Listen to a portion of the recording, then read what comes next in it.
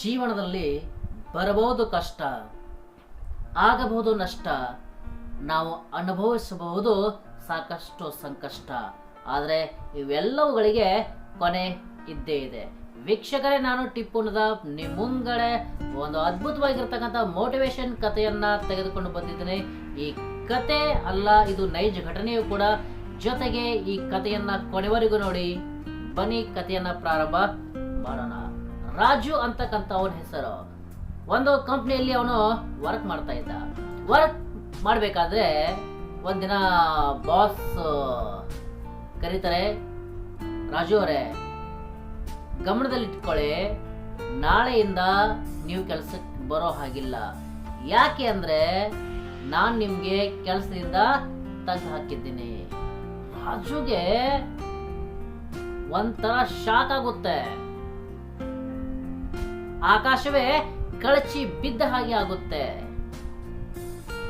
ನೆಲ ಕುಸಿಯುತ್ತೆ. ಏನ್ ಆಗ್ಬಾರ್ದೋ ಅದೆಲ್ಲವೂ ಕೂಡ ನಡೆದು ಹೋಗ್ಬಿಡುತ್ತೆ. ಯಾಕೆಂದ್ರೆ ಆ ನೌಕರಿ, ಆ ವರ್ಕೆ ಅವನ ಜೀವನವಾಗಿತ್ತು, ಅವನ ಜೀವನವೇ ಆ ಜಾಬ್ ಆಗಿತ್ತು.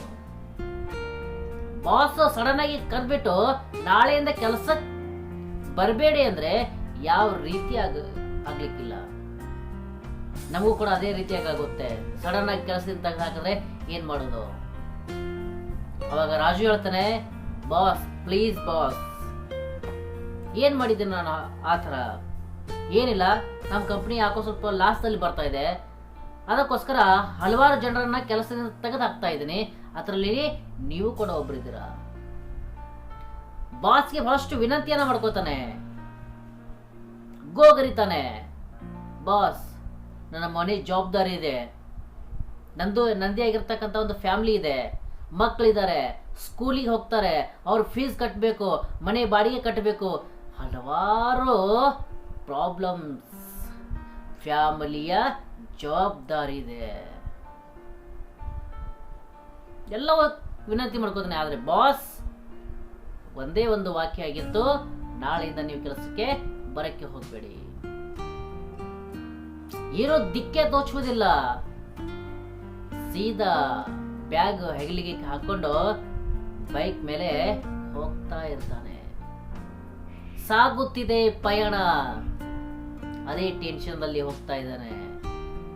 ಏನ್ ಮಾಡಬೇಕು ಸಡನ್ ಆಗಿ ಬಹಳ ಭಯಾನಕವಾಗಿರ್ತಕ್ಕಂಥ ಶಾಕ್ ಆಗಿತ್ತು ರಾಜುಗೆ. ಹೋಗ್ತಾ ಇದ್ದ, ಅವನ್ ಮುಂದ್ಗಡೆ ಮತ್ತೊಂದು ಬೈಕ್ ಬರ್ತಾ ಇತ್ತು. ಧಾಡ್ ಅಂತಕ್ಕಂಥ ಶಬ್ದ ಬಂದ್ಬಿಡ್ತದೆ. ರಾಜು ಹಿಂದೆ ತಿರುಗಿ ನೋಡ್ತಾನೆ, ಆ ಒಬ್ಬ ಯುವಕ ಆ ಬೈಕ್ ಮೇಲಿಂದ ಬಿದ್ದ್ಬಿಟ್ಟಿದ್ದಾನೆ. ರಾಜುನ್ ತಲೆಯಲ್ಲಿ ಬಂತು, ಅಯ್ಯೋ ಯಾರೇ ಬೀಳಿ ಏನ್ರೇ ಆಗ್ಲಿ ನನ್ಗೆ ಯಾಕೆ ನನ್ನ ಸಮಸ್ಯೆ ನನಗೆ ಇದೆ, ನನಗೆ ಸಾಕಾಗಿದೆ. ಆದ್ರೂ ರಾಜುನ ಇರತಕ್ಕಂತ ಒಳಗಿನ ಮನಸ್ಸು ಹೇಳ್ತದೆ, ಎಷ್ಟೇ ಆಗ್ಲಿ ಯಾರೋ ಇರ್ಬೋದಲ್ಲ, ಜೀವ ಇದೆ, ಎಷ್ಟೇ ಆಗ್ಲಿ ನೋಡೋಣ ಏನಾಗಿದೆ ಎಂದು. ಮತ್ತೆ ಒಂದ್ ಸ್ವಲ್ಪ ಮುಂದೆ ಹೋಗಿದ್ದ, ಮತ್ತೆ ಈ ಯೂಟರ್ನ್ ತೆಗೆದುಕೊಂಡು ಬರ್ತಾನೆ. ಆ ಯುವಕ ತಲೆಗೆ ಸಿಕ್ಕಾಪಟ್ಟೆ ಪೆಟ್ಟಾಗಿದೆ. ಅವನಿಗೆ ತಳದೇ ಆಗಿರ್ತಕ್ಕಂಥ ಸಮಸ್ಯೆ. ಅವನು ತಿಳ್ಕೊಂಡ ಈಗ ಆಂಬುಲೆನ್ಸ್ ಫೋನ್ ಮಾಡಬೇಕು, ಪೊಲೀಸರು ಬರ್ತಾರೆ, ಎನ್ಕ್ವೈರಿ ಮಾಡ್ತಾರೆ, ಏನು ಎಲ್ಲ ಟೆನ್ಷನ್ ರೀ. ಇದೇ ಟೆನ್ಷನ್ ಸಾಕಾಗಿದೆ. ಆದ್ರೂ ಕೂಡ ಒಳಗಿನ ಮನಸ್ಸು ಸುಮ್ಮನಿರುವುದಿಲ್ಲ. ಆಂಬುಲೆನ್ಸ್ ಫೋನ್ ಮಾಡ್ತಾನೆ. ಆಯ್ತಪ್ಪ ಇನ್ನು ಹೋಗ್ಬೇಕು ಹೇಳ ಅನ್ನುವಷ್ಟರಲ್ಲಿ ಆ ಆಂಬುಲೆನ್ಸ್ ಡ್ರೈವರ್ ಹೇಳ್ತಾರೆ, ಸರ್ ನಾನಂತೂ ಒಬ್ಬನೇ ಇದ್ದೀನಿ ಸರ್, ನೀವು ಅಲ್ಲಿವರೆಗೆ ಬರ್ರಿ ಸರ್, ಅವನಿಗೆ ನಾವು ಕಷ್ಟ ಆಡ್ ಮಾಡಿದ್ದೀವಿ, ನೀವು ಪ್ಲೀಸ್ ಸರ್ ಹಾಸ್ಪಿಟ್ಲ್ವರೆಗೂ ಬರ್ರಿ ಸರ್, ಭಾಳ ವಿನಂತಿಯನ್ನು ಮಾಡ್ಕೋತಾನೆ. ಅವಾಗ ಅಯ್ಯೋ ಇದೊಂದು ಸಮಸ್ಯೆ, ಇದೊಂದು ಪ್ರಾಬ್ಲಮ್ ಅಪ್ಪ, ಆಯ್ತು ಸರಿ ಅಂತ ಆಂಬುಲೆನ್ಸ್ ಅಲ್ಲಿ ಹತ್ತಾನೆ. ಅಲ್ಲಿ ಹೋದ ತಕ್ಷಣ ಅವನಿಗೆ ICUದಲ್ಲಿ ಹಾಕ್ತಾರೆ. ಯಾಕೆಂದ್ರೆ ಸಿಕ್ಕಾಪಟ್ಟೆ ಸೀರಿಯಸ್ ಇದ್ನಲ್ಲ. ಸಾವು ಬದುಕಿನ ಮಧ್ಯೆ ಆ ಹುಡುಗ ಹೋರಾಡ್ತಾ ಇದ್ದ. ಹಾಗಾದ್ರೆ ಡಾಕ್ಟರ್ಗಳು ಒಂದು ಚೀಟಿಯಲ್ಲಿ ಬರೆದುಕೊಟ್ಟು ರಾಜನ ಕೈಗೆ ಇಡ್ತಾರೆ. ರಾಜು ಅಂತಾನೆ, ಇದಕ್ಕೆ ನನಗೆ ಸಂಬಂಧ ಕೂಡ ಇಲ್ಲ, ಇವ್ರು ನೋಡಿದ್ರೆ ಇಷ್ಟೆಲ್ಲ ಮೆಡಿಸಿನ್ ತೆಗೆದುಕೊಂಡು ಬಾ ಅಂತ ಹೇಳ್ತಾ ಇದ್ದಾರೆ, ಇದು ಹೇಗೆ? ಹಾಗಾದ್ರೆ ಹುಡುಗನ ಒಂದು ಏನ್ ಬ್ಯಾಗ್ ಇತ್ತಲ್ಲ, ಆ ಬ್ಯಾಗ್ ನಲ್ಲಿ ನೋಡ್ತಾನೆ ಒಂದು ಡೈರಿ ಇತ್ತು. ಆ ಡೈರಿಲಿರ್ತಕ್ಕಂಥ ನಂಬರ್ ಅನ್ನ ಒಂದು ಫೋನ್ ಮಾಡ್ತಾನೆ. ಈ ಕಡೆ ರಾಜು ದಿಕ್ ತೋರಿಸ್ತಾ ಇಲ್ಲ. ಮೆಡಿಸಿನ್ ಬೇರೆ ತೆಗೆದುಕೊಂಡು ಬಾ ಅಂತ ಹೇಳ್ತಾ ಇದ್ದಾರೆ. ಸೀರಿಯಸ್ ಇದೆ ಪೇಷಂಟು, ಏನ್ ಮಾಡ್ಬೇಕು ಗೊತ್ತಾಗ್ತಾ ಇಲ್ಲ. ಆಯ್ತು, ಮಾನವೀಯತೆ ದೃಷ್ಟಿಯಿಂದ ಸಾವು ಬದುಕಿನ ಮಧ್ಯೆ ಹೋರಾಡ್ತಾ ಇದ್ದಾನೆ. ಹೇಗೋ ಮಾಡಿ ಮೆಡಿಸಿನ್ ಅನ್ನು ತೆಗೆದುಕೊಂಡು ಬರ್ತಾನೆ, ಕೊಡ್ತಾನೆ. ಆ ಕಡೆ ಚಿಕಿತ್ಸೆ ನಡೀತಿದೆ. ಅವನು ಆ ಡೈರಿನ ತೆಗೆದುಕೊಂಡು ಫೋನ್ ಮಾಡ್ತಾನೆ. ಆ ಕಡೆಯಿಂದ ಮೃದುವಾಗಿರ್ತಕ್ಕಂಥ ಧ್ವನಿ, ಹಾ ಹೇಳಿ ಸರ್, ಯಾರು? ಅಮ್ಮ ಈ ತರ ಇದೆ ಅಲ್ಲ, ಆ ಹುಡುಗನ ಚೆಹರೆಯನ್ನ ಹೇಳ್ತಾನೆ. ಈ ತರ ಹೈಟ್ ಇದೆ, ಈ ತರ ಇದೆಲ್ಲ. ಅವ್ರು ಏನಾಗ್ಬೇಕಮ್ಮ? ಇಲ್ಲ ಸರ್, ಅವ್ರು ನಮ್ಮ ಬ್ರದರ್ ಸರ್. ಏನಾಗಿದೆ ಸರ್? ಏನಿಲ್ಲ, ಅವ್ರ ಆಕ್ಸಿಡೆಂಟ್ ಆಗಿದೆ, ಈ ಹಾಸ್ಪಿಟಲ್ ಪಾತ್ರೆ ಹಾಕಿದ್ದೀವಿ. ಅಯ್ಯೋ ಸರ್, ಹೇಗಾಗಿರ್ಬಾರ್ದು ಸಡನ್ ಆಗಿ ವಿಷಯ ಗೊತ್ತಾದ್ರೆ.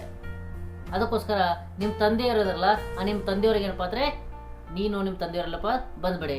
ಸರ್ ಸಾರಿ ಸರ್, ನಮ್ಮ ಪಪ್ಪ ಬರೋಕ್ಕೆ ಆಗಲ್ಲ ಸರ್. ಯಾಕೆ ಅಮ್ಮ, ಯಾಕೆ ಬರೋಕ್ಕಾಗಲ್ಲ? ಅವಾಗ ಆ ಹುಡುಗಿ ಹೇಳ್ತಾಳೆ, ಸರ್ ನಮ್ಮ ತಂದೆಗೆ ಪಾರ್ಶ್ವ ವಾಯುವಾಗಿದೆ ಸರ್, ಅವರಿಗೆ ನಡೆಯೋಕ್ಕೂ ಬರಲ್ಲ ಸರ್, ಮನೆಯಲ್ಲೇ ಇದ್ದಾರೆ ಸರ್. ರಾಜೇಶ್ಗೆ ಒಂಥರ ಮೈಂಡ್ ಬ್ಲಾಕ್ ಥರ ಆಯಿತು. ಹಾಂ ಆಯ್ತಮ್ಮ, ಒಂದು ಕೆಲಸ ಮಾಡು, ನೀವು ಬರೋವರೆಗೂ ನಾನು ಇಲ್ಲೇ ಇರ್ತೇನೆ, ನೀನು ಮತ್ತು ನಿಮ್ಮ ತಾಯಿನ ಕರ್ಕೊಂಡು ಬನ್ನಿ. ಸರ್ ಸಾರಿ ಸರ್, ನಮ್ಮ ತಾಯಿನೂ ಬರೋಕ್ಕಾಗಲ್ಲ ಸರ್. ಯಾಕೆ ಅಮ್ಮ, ಏನಾಯ್ತು? ಸರ್ ನೀವೇನು ಹಾಸ್ಪಿಟ್ಲಲ್ಲಿ ಹಾಕಿದ್ರಲ್ಲ ಸರ್, ಅದೇ ಪಕ್ಕದ ಹಾಸ್ಪಿಟ್ಲ್ನಲ್ಲಿ ನನ್ನ ತಾಯಿ ಏನಪ್ಪ ಅಂದ್ರೆ ಹಾರ್ಟ್ ಆಪರೇಷನ್ ಇದೆ, ನಾವು ಅಲ್ಲಿ ನನ್ನ ತಾಯಿಯನ್ನ ಅಡ್ಮಿಟ್ ಮಾಡಿದೀವಿ. ಅಯ್ಯೋ, ವಿಚಾರ ಮಾಡಿವಿ ವೀಕ್ಷಕರೇ, ಹೇಗಾಗಿರ್ಬಾರ್ದು ರಾಜುನ ಮನಸ್ಸಿನ ಮೇಲೆ ಮತ್ತು ಆ ಹುಡುಗಿಯ ಮನಸ್ಸಿನ ಮೇಲೆ. ಪಕ್ಕದ ಹಾಸ್ಪಿಟಲ್ ಇದ್ದಾರೆ, ಅವ್ರ ತಾಯಿ ಅಡ್ಮಿಟ್ ಆಗಿದ್ದಾರೆ, ಹಾರ್ಟ್ ಆಪರೇಷನ್ ಇದೆ. ಅವಾಗ ಆ ಹುಡುಗಿ ಹೇಳ್ತಾಳೆ, ಆಯ್ತಮ್ಮ ಒಂದು ಕೆಲಸ ಮಾಡು, ನಾನೆಲ್ಲ ಮೆಡಿಸಿನ್ ಅನ್ನು ಕೂಡ ಕೊಟ್ಟಿದ್ದೀನಿ, ನೀನು ಬರೋವರೆಗೂ ಕೂಡ ನಾನು ಇಲ್ಲೇ ಇರ್ತೀನಿ. ಒಂದು ಕೆಲಸ ಮಾಡು, ನೀನು ಯಾವುದೋ ಒಂದು ಆಟೋ ಮಾಡ್ಕೊಂಡು ಬಂದ್ಬಿಡು ನೀನು. ಅವಾಗ ಆ ಹುಡುಗಿ ಹೇಳ್ತಾಳೆ, sir I am really sorry sir. ಯಾಕೆಮ್ಮ, ಈಗೇನಾಯ್ತು? ಸರ್ ನಾನು ಹ್ಯಾಂಡಿಕ್ಯಾಪ್ ಸರ್, ನಾನು ಅಂಗವಿಕಲೆ ಸರ್, ನನಗೆ ನಡೆಯೋಕ್ಕೂ ಬರಲ್ಲ, ನನಗೆ ಎದುರು ನಿಂದ್ರಕ್ಕೂ ಬರಲ್ಲ ಸರ್. ಏನ್ ಸಮಸ್ಯೆ ಇದು? ತಂದೆ ನೋಡಿದ್ರೆ ಪಾರ್ಶ್ವವಾಯುವಿಂದ ಬಳಲ್ತಾ ಇದ್ದಾರೆ, ತಾಯಿ ನೋಡಿದ್ರೆ ಪಕ್ಕದ ಹಾಸ್ಪಿಟಲ್ ಅಡ್ಮಿಟ್ ಆಗಿದ್ದಾರೆ, ಸಿಸ್ಟರ್ ನೋಡಿದ್ರೆ ವಿಕಲು ಇದ್ದಾಳೆ. ಏನಿದು ಸಮಸ್ಯೆ? ಹಾಗಾದ್ರೆ ರಾಜು ಒಂದ್ಸರಿ ವಿಚಾರ ಮಾಡ್ತಾನೆ. ಅವಾಗ ಅಯ್ಯೋ ಏನ್ ಮಾಡ್ಬೇಕು ಗೊತ್ತಾಗ್ತಾ ಇಲ್ಲ. ಅವಾಗ ಹುಡುಗಿ ಹೇಳ್ತಾಳೆ, ಸರ್ ಒಂದು ಕೆಲಸ ಮಾಡಿ ಸರ್, ಬೆಳಗ್ಗೆವರೆಗೂ ನೀವು ಇದ್ಬಿಡಿ ಸರ್, 5 ಗಂಟೆ ಅಥವಾ ವರೆಗೂ ಇದ್ಬಿಡಿ ಸರ್, ನಿಮ್ಮ ಕೈ ಮುಗಿತೀನಿ ಸರ್. ಯಾಕೆಂದರೆ ನಮ್ಮ ಅಂಕಲ್ ಇದ್ದಾರೆ, ಅವ್ರಿಗೆ ನಾನು ಫೋನ್ ಮಾಡ್ತೀನಿ, ಅವ್ರು ಬರೋಕ್ಕೆ ಏನಪ್ಪ ಅಂದರೆ ಒಂದು 4-5 ಗಂಟೆ ಆಗುತ್ತೆ ಸರ್. ನಮ್ಗೆ ಅಂಕಲ್ನ ಕರ್ಕೊಂಡು ನಾನು ಬೆಳಗ್ಗೆನೆ 4:15 ಆಗಿರ್ಬೋದು, 5 ಆಗಿರ್ಬೋದು, ನಾನು ಬಂದುಬಿಡ್ತೀನಿ ಸರ್. ನೀವೆಲ್ಲ ಫೀಸ್ ಏನಪ್ಪ ಅಂದರೆ ನಾನು ಕೊಟ್ಬಿಡ್ತೀನಿ ಸರ್, ಪ್ಲೀಸ್ ಸರ್. ಕೊಳು ಅಂತ ಅಳ್ಕೊಂತ ಏನಪ್ಪ ಅಂದರೆ ಆ ಹುಡುಗಿ ರಿಕ್ವೆಸ್ಟ್ ಮಾಡ್ತಾಳೆ. ಈ ಕಡೆ ICUನಲ್ಲಿ ಆ ಹುಡುಗ ಸಾವು ಬದುಕಿನ ಮಧ್ಯೆ ಹೋರಾಡ್ತಾ ಇದ್ದಾನೆ. ICUದಲ್ಲಿ ನೋಡ್ತಾನೆ ರಾಜು, ಅವನ ಕಣ್ಣಲ್ಲಿ ಏನಪ್ಪ ಅಂದ್ರೆ ಹುಡುಗನ ಕಣ್ಣಲ್ಲಿ ನೀರು ಬರ್ತಾ ಇದ್ದಾವೆ. ಹುಡುಗನ ಮೈಂಡಲ್ಲಿ ಕೂಡ ಈ ರೀತಿಯಾಗಿ ನಡೆದಿರಬಹುದು, ನನ್ನ ತಾಯಿಯನ್ನ ಬದುಕಿಸ್ಬೇಕು, ನಾನು ಫಸ್ಟ್ ಬದುಕಬೇಕು, ನನ್ನ ತಂದೆಯನ್ನ ಬದುಕಿಸ್ಬೇಕು, ನನ್ನ ತಾಯಿಯನ್ನ ಬದುಕಿಸ್ಬೇಕು, ಜೊತೆಗೆ ನನ್ನ ತಂಗಿಯನ್ನ ಕೂಡ ಏನಪ್ಪ ಅಂದ್ರೆ ನಾನು ನೋಡ್ಕೋಬೇಕು. ಅದಕ್ಕಿಂತ ಮುಂಚಿತವಾಗಿ ನಾನು ಬದುಕಿ ಇವರೆಲ್ಲರನ್ನ ಬದುಕಿಸ್ಬೇಕು, ಸಾವನ್ನ ಸೋಲಿಸಿ ನಾನು ಬದುಕಬೇಕು ಅಂತಕ್ಕಂಥದ್ದು ಹೋರಾಟವನ್ನ ಮಾಡ್ತಾ ಇದ್ದಾನೆ. 1 ಗಂಟೆ ಹೋಯ್ತು, 2 ಗಂಟೆ ಹೋಯ್ತು, ಬೆಳಗಾಗುತ್ತೆ. ಅವಾಗ ಡಾಕ್ಟರ್ ಬಂದು ಹೇಳ್ತಾರೆ, ಇವನು ಔಟ್ ಆಫ್ ಡೇಂಜರ್, ಈಗ ಇವನಪ್ಪ ಅಂದ್ರೆ ಚಿಕಿತ್ಸೆಗೆ ಫಲಿಸಿದ್ದಾನೆ, ಯಾವ ಭಯವೂ ಇಲ್ಲ, ಇನ್ನು ನೀವು ಹೋಗ್ಬೋದು. ಅಷ್ಟರಲ್ಲಿ ಅವ್ರ ತಂಗಿ ಬರ್ತಾರೆ, ಅಂಕಲ್ನ ಕರ್ಕೊಂಡು ಬಂದು. ಆ ತಂಗಿ ಬಂದ ತಕ್ಷಣ ಏನಪ್ಪ ಅಂದ್ರೆ ಅವ್ರ ಕಾಲಿಗೆ ಬಿದ್ದ್ಬಿಡ್ತಾಳೆ, ನೀವು ನಮ್ಮ ಪಾಲಿನ ದೇವರು ಸರ್. ಅವಾಗ ರಾಜೇಶ್ ಒಂದು ಕ್ಷಣ ವಿಚಾರ ಮಾಡ್ತಾನೆ, ಆ ಹುಡುಗ ಅಷ್ಟೆಲ್ಲ ಸಮಸ್ಯೆಗಳು ಇದ್ರೂ ಕೂಡ ಏನಪ್ಪಾ ಅಂದ್ರೆ ಸಾವನ್ನೇ ಗೆದ್ದು ಏನಪ್ಪಾ ಅಂದ್ರೆ ಈಗ ನಗ್ತಾ ಇದ್ದಾನೆ, ICU ನಲ್ಲಿ ಮುಗುಳ್ನಗೆ ಬೀರ್ತಾ ಇದ್ದಾನೆ. ಯಾಕೆ? ಸಾವನ್ನ ಗೆದ್ದೆ ಅಂತಕ್ಕಂಥದ್ದು. ಹಾಗಾದ್ರೆ ಅವನಿಷ್ಟೆಲ್ಲಾ ಪ್ರಾಬ್ಲಮ್ ಇಟ್ಕೊಂಡು ಒಂದು ಹುಡುಗ ಏನಪ್ಪಾ ಅಂದ್ರೆ ಆ ಸಮಸ್ಯೆಯಿಂದ ಹೊರಗೆ ಬಂದಿದ್ದಾನೆ. ನಂದು ಕೇವಲ ಒಂದೇ ಒಂದು ಸಮಸ್ಯೆ, ಏನು ಗೊತ್ತಾ? ಬಾಸ್ ನನ್ನ ಕೆಲಸದಿಂದ ತೆಗೆದು ಹಾಕಿದ್ದಾರೆ ಅಷ್ಟೇ ತಾನೇ. ಈ ಕಂಪ್ನಿ ಇಲ್ಲ ಅಂದ್ರೆ ಮತ್ತೊಂದು ಕಂಪ್ನಿ, ಆ ಕಂಪ್ನಿ ಇಲ್ಲಂದ್ರೆ ಮತ್ತೊಂದು ಕಂಪ್ನಿ, ದುಡಿಯೋರಿಗೇನ್ರಿ ಎಷ್ಟು ಬೇಕಾದಷ್ಟು ಕೆಲಸಗಳು. ಹಾಗಾಗಿ ಅವನು ಡಿಸೈಡ್ ಮಾಡ್ಕೋತಾನೆ, ಅಲ್ಲಿಂದ ಎದ್ದು ಹೋಗಿ ಸೀದಾ ಮನೆಗೆ ಹೋಗ್ತಾನೆ. ಮನೆಗೆ ಹೋಗಿ ಮನೆಯಲ್ಲಿ ಎಲ್ಲ ವಿಚಾರವನ್ನ ತಿಳಿಸಿ ನೆಕ್ಸ್ಟ್ ಡೇನೇ ಏನಪ್ಪಾ ಅಂದ್ರೆ ಮತ್ತೊಂದು ಕಂಪ್ನಿ ಜಾಯಿನ್ ಮಾಡ್ತಾನೆ.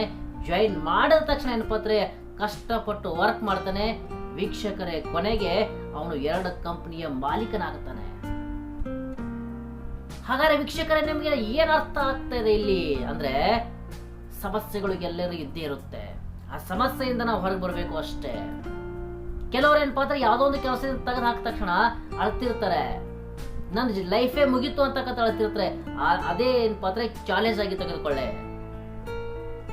ಅದೇನಪ್ಪಾ ಅಂದ್ರೆ ಗೆಲುವಾಗಿ ತೆಗೆದುಕೊಳ್ಳೆ. ನನ್ನ ತೆಗೆದು ಹಾಕಿದಾರ್ತಾನೆ, ಯಸ್ ಅದಕ್ಕಿಂತ ಚೆನ್ನಾಗಿರ್ತಕ್ಕಂಥ ಕೆಲಸವನ್ನು ನಾನು ಮಾಡ್ತೀನಿ, ಅದಕ್ಕಿಂತ ಚೆನ್ನಾಗಿ ನಾನು ದುಡಿತೀನಿ, ಅದಕ್ಕಿಂತ ಚೆನ್ನಾಗಿ ಏನಪ್ಪಾ ಅಂದ್ರೆ ಎತ್ತರವಾಗಿ ನಾನು ಬೆಳಿತೀನಿ ಅಂತಕ್ಕಂಥ ಸಾಧನೆಯನ್ನ ಅಥವಾ ಗುರಿಯನ್ನ ಇಟ್ಕೊಂಡಿದ್ದೆ ಆದ್ರೆ ಯಾವ ಸಮಸ್ಯೆಗಳು ಕೂಡ ನಮ್ಮನ್ನ ಸಾಯಿಸುವುದಿಲ್ಲ. ಅದು ಹಾಗಾದ್ರೆ ವೀಕ್ಷಕರೇ, ಕೊನೆಗೆ ಹೇಳುವುದಿಷ್ಟೇ, ಜಯಶಾಲಿಯಾಗೋಣ.